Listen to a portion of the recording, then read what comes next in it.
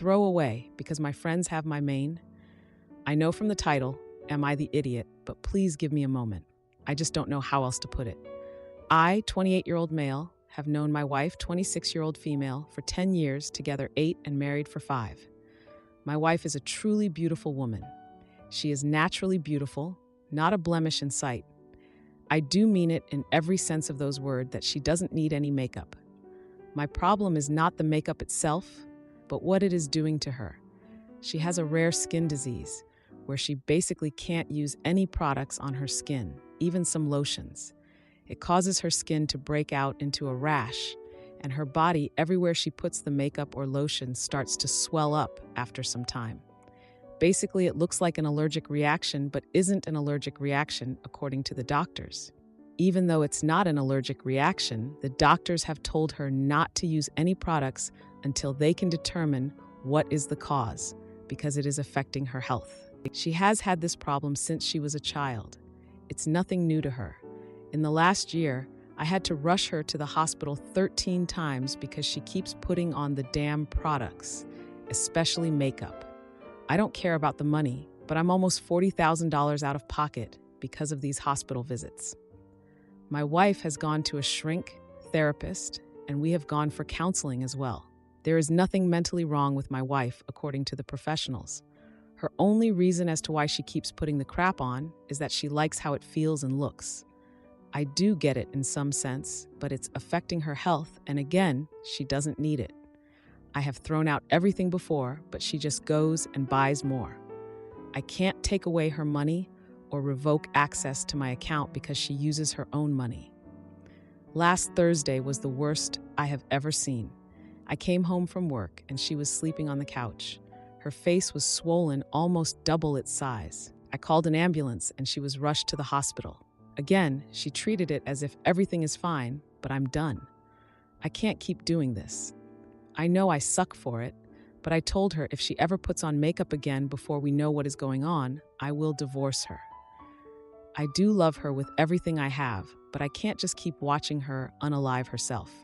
The doctors have told her it is affecting her health, and she has only been lucky so far that the swelling hasn't clogged or severely damaged something. She is absolutely completely angry with me and hasn't spoken to me since. She has gotten our families and friends involved, and although they do understand my point, they still say, "Am I the idiot?" My post might be a bit scrambled, and I do apologize. I leave it to you. Am I the idiot for threatening to divorce her if she uses makeup again? Advice will also be appreciated if you have any. Edit. Please inform me if this is the right place to get advice, or do I have to post somewhere else? I am new to Reddit and still learning L. Update. This will be my first and last update. My wife died 2 days after my post for advice. She called me at work 4 times, didn't answer the first 3, and when I answered, she was freaking out because she couldn't catch her breath. I called the ambulance and rushed home. It took me 25 minutes to get to my house. When I got there, the police, ambulance, and firefighters were there. My wife unfortunately passed away as the medics couldn't revive her.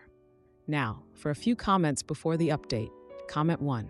As a counselor, I cannot fathom the therapist saying there isn't a deeper issue here. She chooses to harm herself due to vanity. She is okay with you seeing her suffer because of vanity.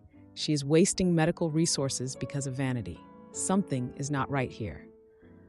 Why is she okay with hurting herself and others because of her appearance? If she was addicted to alcohol or drugs, you would walk or demand she gets help. She is addicted to makeup, and it is hurting her, and she is in denial. Comment 2. Not the idiot. It seems harsh because you are talking about makeup, but it is poison to her. If she was hospitalized 13 times in the past year for substance abuse, no one would be calling you TA. Whether this is an addiction, a self-harm thing, or Munchausen's, I don't know. That would be a great question to ask the couple's counselor, though. Now, for the update. Hey everyone, thanks for all the support and advice on my last post. It's been a crazy week, and I've got a lot to share. After my wife's last hospital visit, things got really tense at home. She was furious with me for threatening divorce, and I was at my wit's end, watching her hurt herself over and over. Our families were split on the issue, some siding with her, saying I was too harsh, while others understood my desperation. But then, something unexpected happened. My wife's best friend since childhood, let's call her Sarah, came over. Sarah had always been the level-headed one in their duo, and she had a heart-to-heart with my wife that I think really made a difference. Sarah reminded her of their high school days, how they'd dream up big plans for the future, and how my wife always wanted to travel and see the world. She pointed out that her health was the key to living those dreams. Sarah's words must have struck a chord, because the next day, my wife sat me down for a serious talk. She admitted that she was scared of losing her identity without her makeup, scared of not feeling beautiful, and scared of not being enough for me. I held her hands, looked her in the eyes, and told her she was more than enough, that she was everything to me. We decided to tackle this together as a team. We went back to the doctors, and after some more tests, they found a specialist who had dealt with similar cases. It turned out that my wife had a rare condition that made her skin hypersensitive to certain compounds commonly found in cosmetics and lotions. Armed with this new information, we started looking for alternatives. We found a small company that made products specifically for people with skin conditions like hers. They were expensive, but if it meant she could feel good about herself without risking her health, it was worth every penny. The first time she tried the new makeup, we held our breaths. Hours passed and there was no reaction, no rash, no swelling. She cried happy tears and I couldn't help but join in. It was a small victory, but it felt monumental. Our families were relieved too. They saw the change in her, the way she smiled more, and how she started making plans again. Her mom, who had been particularly worried, thanked me for standing by her daughter. It was a moment of reconciliation that I didn't know I needed. But the real test came when we attended a family wedding. It was the first big event since everything happened. My wife looked stunning, her skin clear and radiant with her new makeup. Relatives who hadn't seen her since the incident were amazed. There were whispers, of course, but they were overshadowed by the compliments and the genuine joy in my wife's eyes. The wedding was also a turning point for us as a couple. We danced the night away, and I could tell that we were finally moving past the fear and the fights. It felt like we were rediscovering each other, remembering why we fell in love in the first place. And just when I thought things couldn't get any better, my wife surprised me with news that she had booked a trip for us. A second honeymoon to one of the places we'd always talked about visiting. She said it was her way of showing gratitude for sticking with her through the toughest times. So here we are, a week later, packing our bags for a trip that symbolizes a new beginning. It's been a journey of emotions, but I'm grateful for where we've ended up. My wife is healthy, happy, and we're stronger than ever. My mother-in-law sneaks drug addict friends into my house, so I ban her, but then wife secretly meets her. And when her pal gets arrested, we fight until mother-in-law tries to steal our TV. So a few weeks ago, I noticed that when I would come home, things would be out of place. One time, our stove was left on. Another time, our cat that we inherited from my mother-in-law was locked in our bedroom. Then there was the time when our front door was unlocked and our front window was wide open. So I decided to get some security cameras. A few days later, I got an alert that someone was outside our home. The camera is facing right at our front door. So I pulled up the video feed, and it was my mother-in-law. She was trying to open the door, then she was looking under the mat for a key and didn't find one. So she went out of view for a couple of minutes, then came back with a stick and walked up to the front window. She used the stick to pry the board out of the window that we used to hold it open, just enough for the cat to come in and out as it pleases. Then she climbed through. Now I was pissed for sure, but my mother-in-law is homeless. She tried living with us for about a year, but we had to kick her out because she kept smoking drugs and heroin in our home, and we're recovering addicts ourselves. So I tried to be empathetic and let it slide since she just went inside and made herself something to eat. The next time I saw her, I asked her not to break into our home.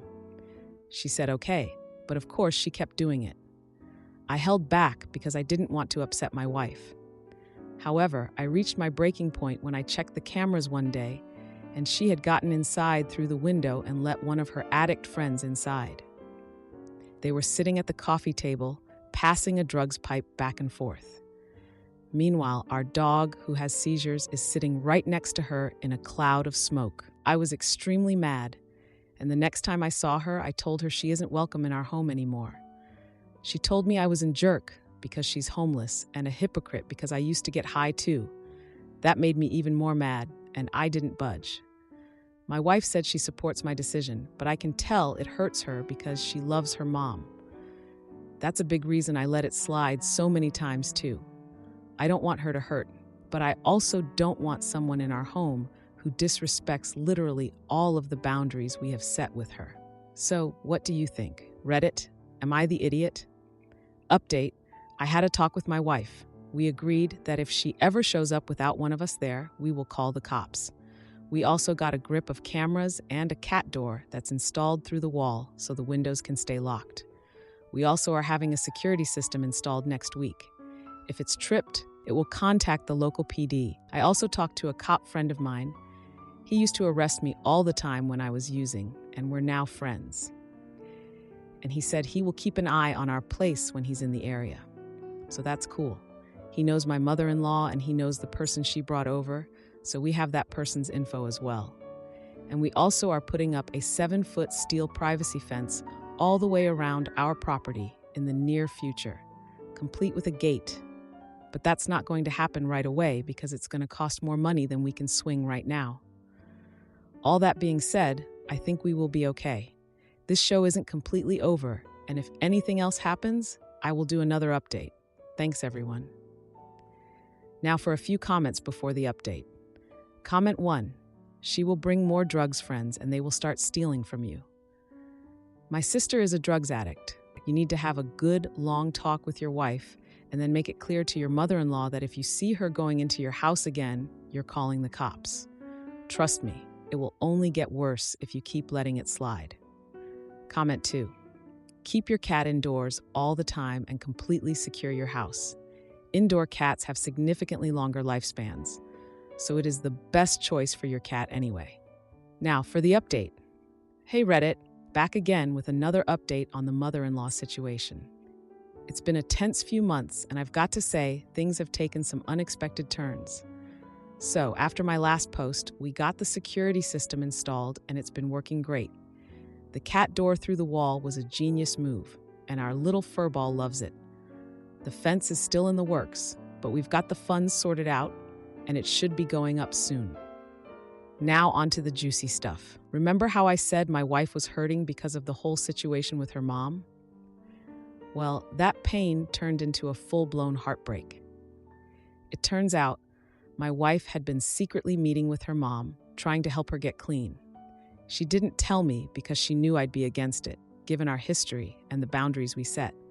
I only found out because I came home early one day and found them in the backyard, my wife in tears and her mom looking as high as ever. I was floored. I felt betrayed, not just by my mother-in-law, but by my wife too. We had a huge fight about it, and things got pretty heated. She said she couldn't just abandon her mom, and I said we couldn't keep risking our own sobriety and safety. It was a mess. In the midst of all this, my cop friend came through for us. He caught my mother-in-law's friend lurking around our neighborhood and arrested him on outstanding warrants. That was one less thing to worry about, but it didn't fix the rift between my wife and me. The next few weeks were tense. We were both walking on eggshells, trying to figure out how to move past this. Then, one night, the security alarm went off. We rushed to the living room, and there was my mother-in-law, high as a kite, trying to steal our TV. She must have found a way to bypass the new security measures. I was beyond mad. I called the cops, and they came and took her away. My wife was devastated. She knew this was the last straw, and there was no coming back from it. We had a long, emotional talk after that. She admitted she had been enabling her mom and that it was tearing her apart. She agreed to go to therapy to deal with the guilt and the pain of cutting ties with her mom. Things have been slowly getting better between us. We're working on rebuilding trust and focusing on our own recovery. It's not easy, but we're committed to each other and to staying clean. But wait, there's more. Just when we thought we could breathe a little easier, another curveball came our way. My wife started getting anonymous, threatening messages. Someone was blaming us for my mother-in-law's arrest and was vowing to make us pay. We reported it to the police, and they're investigating, but it's been nerve-wracking. To add to the drama, we found out that my mother-in-law had been stashing stolen goods in our shed. We discovered it when we were clearing out space for the fence materials. There were electronics, jewelry, you name it. We turned everything over to the police, but it was another blow to my wife. She couldn't believe her mom had been using our home like that. My wife rejects my cuddles post-baby, so I turn to toys for comfort. And when she's ready, I suggest she do the same, but then I learn she's battling postpartum depression and now she's gone. So I saw a story similar to this, but I want my own advice. So I'm a 34-year-old male, and my wife is 32 years old. She had our baby girl, who is 2 years old now. When our little girl turned 1, I asked my wife if she was ready for intimacy or any type of physical connection again, since we barely hug, cuddle, or even kiss in almost a year. Yes, I do understand she was touched out. So a month later, I hired a babysitter to come 2 days a week, one night for a date night and another for my wife to just have the whole day to herself. I still do this. So I attempted to cuddle her, and she rejected it. She told me she didn't want that, so find some other way to get what I need. So that's what I did. I'm not cheating on her, one, because I don't have the energy to do that. I mainly bought myself some toys, and I mainly don't need to cuddle. So now, if she wants a kiss, I give her a kiss, but nothing more. If she wants a hug, then I'll give her one. And if she wants to cuddle, we don't, because after I put our child down, I take a shower and go to sleep. We still do our date nights and all of that. She attempted to have intimacy with me 2 weeks ago, and I asked her nicely if she could stop, as I wanted to get undressed and take a shower. Then she tried to join me in the shower, so I just got out of it and went to the guest room to shower and locked the door. I told her that I was sorry, but I wanted to take my own shower. She said it was okay. So last week I figured she would try again, so I got her some toys. I told her that these are hers, and she can use them for whatever pleasure or need she needed. She said she didn't want that, and she wanted me. I told her that was good and all, but at this moment I don't want her. I would like to watch TV. So this week, she decided to ask me what's going on and why I didn't want her. I told her that I would have to want her again. I'm not saying I don't find you attractive, because I do, but I've been almost 4 years without you, so I've learned how to manage myself. For those wondering how it's 4 years, we didn't have intimacy her whole pregnancy, as she didn't want it, which was fine. And my daughter turns 3 in 2 weeks. She asked if I was punishing her. I told her I wasn't. I don't have the energy to punish her. I told her that I would work on it, but give me a few weeks to a few months, unless she just wanted me to have intimacy with her while thinking of something else. She said she would not like that, and I told her for now, just use the toys I got her. So I went out with some friends, and one said I wasn't wrong, as she has taught me how to live without her touch, and I just need to get back used to it. And one said to just frick her and just think about something else so that she can have what she wants. Now I know I'm going to get comments saying, well, how about you take care of a baby all this time since she's a stay-at-home mom? I can, and I did. She went to the hospital because she got infection 19 2 weeks after our child was born, so I had to take care of our baby alone for almost a month. And then she got it again 3 months later, so then I took care of our baby for 2 weeks. Then every year for her birthday, I get her a 2-week-long vacation. People ask if childcare is only on her, and I think I said it before, but when I get home, I usually take care of our child at night, so... Am I the jerk, though? Also, sorry if it's long and hard to read. It's late. Now, for a few comments before the update. Comment 1. Not the idiot. She needs to respect your wishes, just like you did for her. This is a common dynamic in couples with mismatched libidos, where the one on the lower end just expects the other one to put out whenever they want to. Like they can reject it 99 times out of 100, but all hell breaks loose if they are rejected once. Comment 2. Not the idiot. 4 years of denying you intimacy for 4 freaking years is all on her. You don't just bounce back from that. It's best if you both speak with a couples therapist. Have a third party explain to her how devastating that is to a partner. Also, OP, make sure she isn't trying to get pregnant. Now for the update. Day 1. So it's been 3 days since my last post, and boy, things have escalated quickly. I thought I had things figured out, but I guess life had other plans. Remember how I mentioned my wife and I were having issues with physical intimacy? Well, things took a turn for the worse. The day after my last post, my wife tried to initiate intimacy again. This time, she wore the red dress I bought her on our 5th anniversary, the one that always used to drive me wild. But instead of the usual excitement, I felt a pang of sadness.